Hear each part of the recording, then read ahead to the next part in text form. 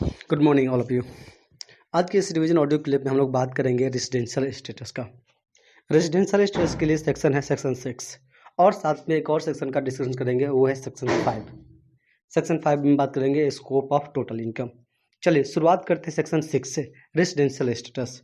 देखिए, residential status के आधार पर ही किसी भी पर्सन का टोटल इनकम का कैलकुलेशन किया जाता है। अब इनकम टैक्स में अलग अलग पर्सन के लिए अलग अलग रेजिडेंशियल स्टेटस निकालने का तरीका है। तो हम एक एक करके पढ़ते हैं। सबसे पहले पढ़ते हैं residential status for the individual के लिए रेजिडेंशियल स्टेटस में दो बेसिक कंडीशन है। दो बेसिक कंडीशन से एक भी बेसिक कंडीशन आपका अप्लाई कर जाओ तो आप रेजिडेंट कहलाओगे, अदरवाइज नॉन रेजिडेंट कहलाओगे। चलिए, बेसिक कंडीशन मेंशन है सेक्शन 6 सबसेक्शन 1 में। सबसे पहला बेसिक कंडीशन है कि stay in India for a period 182 day और more in the previous year. अगर व्यक्ति 182 दिन या उससे अधिक इंडिया में प्रीवियस ईयर में स्टे कर रहा है तो वह रेजिडेंट कहलाएगा।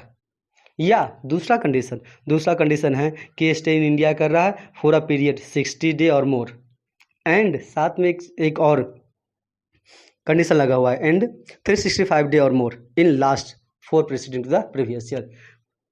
पिछले 4 साल जो कि preceding to the previous year होना चाहिए, उसमें से 365 दिन और मोर स्टे इन इंडिया होना चाहिए। दोनों में से कोई एक भी कंडीशन सेटिस्फाई कर जाएगा तो वह रेजिडेंट कहलाएगा, अदरवाइज नॉन रेजिडेंट कहलाएगा। परंतु कुछ ऐसे सर्कमस्टांसेस है जहाँ पे सेकेंड बेसिक कंडीशन अप्लाई नहीं होता है। सेकेंड बेसिक कंडीशन 60 दिन वाले, 60 और 365 दिन वाले। कौन कौन सी सर्कमस्टांसेस है जरा बात करते हैं। तो पहला सर्कमस्टांसेस है कि अगर कोई इंडियन सिटीजन है, इंडिया लीव कर रहा है प्रीवियस ईयर में for the purpose of employment, तो वहाँ पर सेकेंड बेसिक कंडीशन अप्लाई नहीं होगा। दूसरा, इंडियन सिटीजन है being the crew member of ship और वह इंडिया लीव कर रहा है ड्यूरिंग द प्रीवियस ईयर, तो वहाँ भी सेकेंड बेसिक कंडीशन अप्लाई नहीं होगा। फिर कहता है कि इंडियन सिटीजन है या पर्सन ओरिजिन ऑफ इंडियन, मतलब कि पर्सन इंडियन ओरिजिन का है और वह आउटसाइड इंडिया रह रहा है, इंडिया में विजिट करने के लिए आ रहा है, तो उस पर भी सेकेंड बेसिक कंडीशन अप्लाई नहीं किया जाएगा। फिर बात करते हैं कि इंडिविजुअल एंड एचयूएफ रेसिडेंट को फर्दर दो भागों में बांटा जाता है। इंडिविजुअल एंड एचयूएफ रेसिडेंट को फर्दर दो भागों में बांटा जाता है। पहला का नाम है रेसिडेंट एंड ऑर्डिनरी रेसिडेंट और दूसरा का नाम है resident but not ordinary resident. चलिए, रेजिडेंट एंड ऑर्डिनरी रेजिडेंट के लिए एडिशनल कंडीशन है जो कि मेंशन है सेक्शन 6 सबसेक्शन 6 में। कहता है कि अगर कोई इंडिविजुअल रेजिडेंट है और दो एडिशन कंडीशन सेटिस्फाई कर जाएगा तो वह रेजिडेंट ऑर्डिनरी रेजिडेंट कहलाएगा। देखिए, दो कंडीशन क्या है एडिशनल कंडीशन। तो पहला एडिशनल कंडीशन है कि प्रीसीडिंग 10 प्रीवियस ईयर में, प्रीवियस ईयर के प्रीसीडिंग 10 साल में कम से कम 2 बार रेजिडेंट होना चाहिए। एंड प्रीवियस ईयर के प्रीसीडिंग 7 साल में कम से कम 730 डे और मोर इंडिया में स्टे होना चाहिए। अगर ये दोनों कंडीशन सेटिस्फाई कर रहा है तो वह रेजिडेंट ऑर्डिनरी रेजिडेंट कहलाएगा, otherwise resident but not ordinary resident कहलाएगा। ये तो इंडिविजुअल के रेजिडेंशियल स्टेटस की बात है, परंतु कुछ इंपॉर्टेंट पॉइंट है जो कि माइंड में रखना बहुत ज़रूरी है। सबसे पहला पॉइंट, अगर कोई व्यक्ति इंडिया आ रहा है या इंडिया जा रहा है तो इंडिया आने का दिन और जाने का दिन दोनों ही इंडिया में स्टे माना जाएगा। फिर सीबीडीटी ने एक सर्कुलर जारी किया है और ये सर्कुलर है फॉरेन बाउंडशिप के केस में। अगर कोई इंडियन सिटीजन है, क्रू मेंबर है फॉरेन बाउंडशिप का, तो उसका number of day stay in India कैसे निकालेंगे। तो उसके लिए बोला गया है कि जो भी क्रू मेंबर होता है उसके लिए कंटिन्यूस डिस्चार्ज सर्टिफिकेट होता है। तो जिस दिन कंटिन्यूस डिस्चार्ज सर्टिफिकेट साइन किया गया और जिस दिन continuous discharge certificate dispose up या डिस्चार्ज किया गया, दोनों दिन और बीच का जो भी दिन होगा वो सब के सब आउटसाइड इंडिया स्टे माना जाएगा।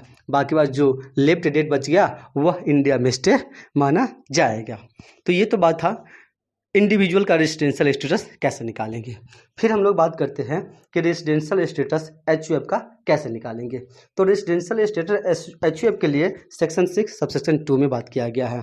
देखिए, कहता है कि एचयूएफ रेजिडेंट कब होगा, तो बोला गया कि जब एचयूएफ का control and management of its affair situated Holi या पार्टली इन इंडिया होना चाहिए।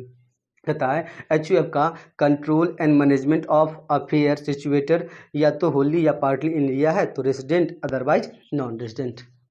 फिर कहता है कि HUF जो रेजिडेंट होगा उसको फर्दर दो भागों में बांटा जाता है। क्या? Resident ordinary and resident but not ordinary.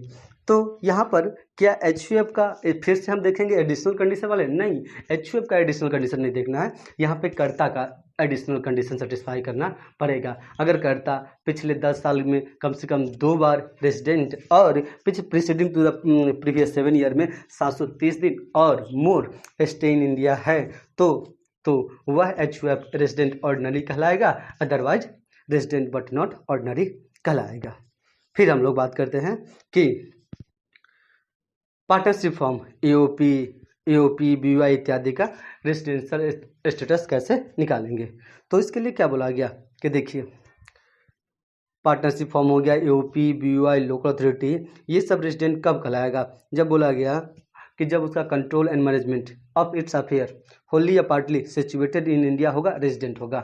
जब पार्टनरशिप फॉर्म LLP हो गया, AOP BY, इन सब का control and management of its affair Holi या पार्टली सिचुएटेड इन इंडिया है तो रेजिडेंट, अदरवाइज नॉन रेजिडेंट।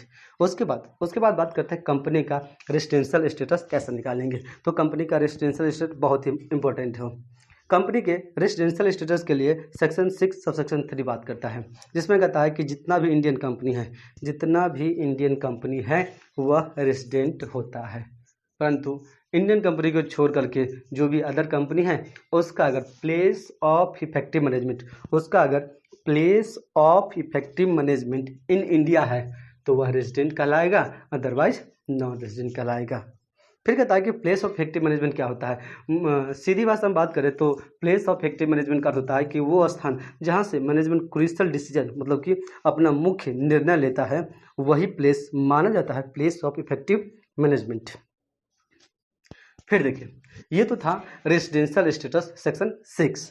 फिर हम लोग बात करेंगे सेक्शन 5 का। सेक्शन 5 बात करता है स्कोप ऑफ टोटल इनकम। जैसे मैंने बताया कि रेजिडेंशियल स्टेटस में अलग अलग प्रकार था, रेजिडेंट और नॉन रेजिडेंट। इंडिविजुअल HUF के लिए रेजिडेंट में भी 2 भाग था, resident and ordinary, resident but not ordinary. तो सेक्शन 5 करता है कि स्कोप ऑफ इनकम मतलब कि कौन से व्यक्ति के लिए कौन सा इनकम टैक्स किया जाएगा इसके लिए। तो चलिए हम लोग शुरू से एक बार बात करते हैं residential ordinary. Resident and ordinary resident होगा तो उसका ग्लोबल इनकम टैक्स किया जाएगा, चाहे इंडियन इनकम हो या फॉरेन इनकम हो, दोनों को दोनों इनकम टैक्स किया जाएगा as per the Indian income tax के अनुसार हो। फिर कहता है कि resident but not ordinary resident होगा, resident but not ordinary resident होगा तो उसका इंडियन इनकम तो टैक्स होगा इनकम टैक्स में, परंतु फॉरेन का इनकम वही टैक्स होगा जो अब इसमें 2 बातें हैं।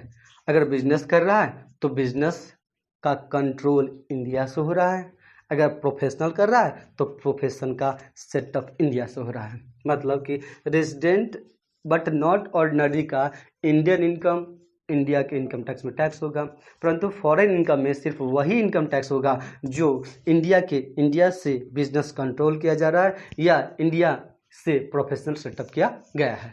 फिर नॉन रेजिडेंट के केस में सिर्फ और सिर्फ इंडियन इनकम